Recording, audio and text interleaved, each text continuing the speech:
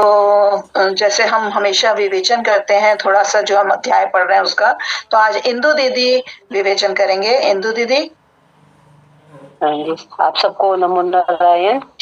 जय सिया राम। जय श्री राम आपने दीदी। अयोध्या कांड के विवेचन में तो सबने पहले भी बहुत सुंदर कहा है। मैं उसको शुरुआत जो है इससे करूंगी कि जो सबसे सुंदर अयोध्या कांड में जो मंत्र मुग्ध बात है, जो विवरण है, वो है त्याग के भाव।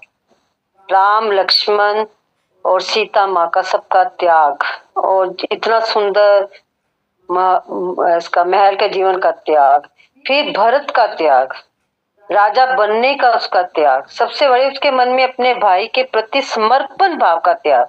किसमें समर्पण भाव की भारत, ये कहा गया है कि आज तक धरती पर अभी तक भरत जैसा भाई पैदा नहीं हुआ।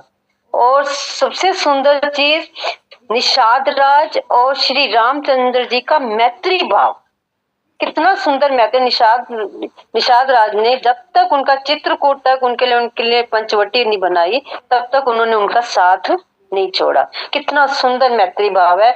एक दूसरे के प्रति कर्तव्य की भावना, कि हमें एक दूसरे के प्रति कर्तव्य करना है और पूर्ण समर्पण भाव से करना है। सबसे बड़ी बात है कि एक दूसरे को जज नहीं करना।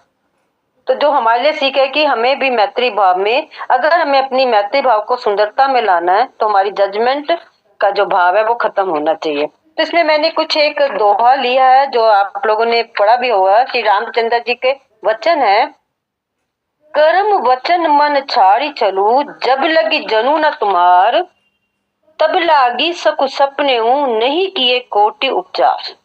जिसमें उसने इतना सुंदर कहा है कि जब तक हम कर्म से, वचन से और मन से अपने छल को नहीं त्यागते, छल को नहीं छोड़ते, तब तक जो मनुष्य है वो अपना ही दास रहता है।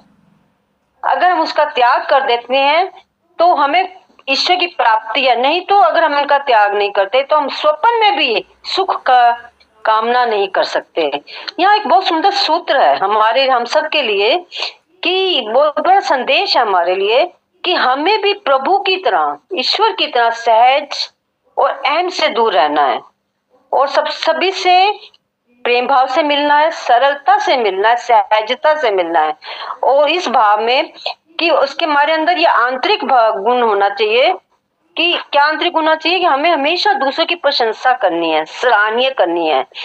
उनका जब हम दूसरे की प्रशंसा करते हैं और उनका सराहना करते हैं तो हम एक दूसरे के साथ मिलकर रहने लगते हैं।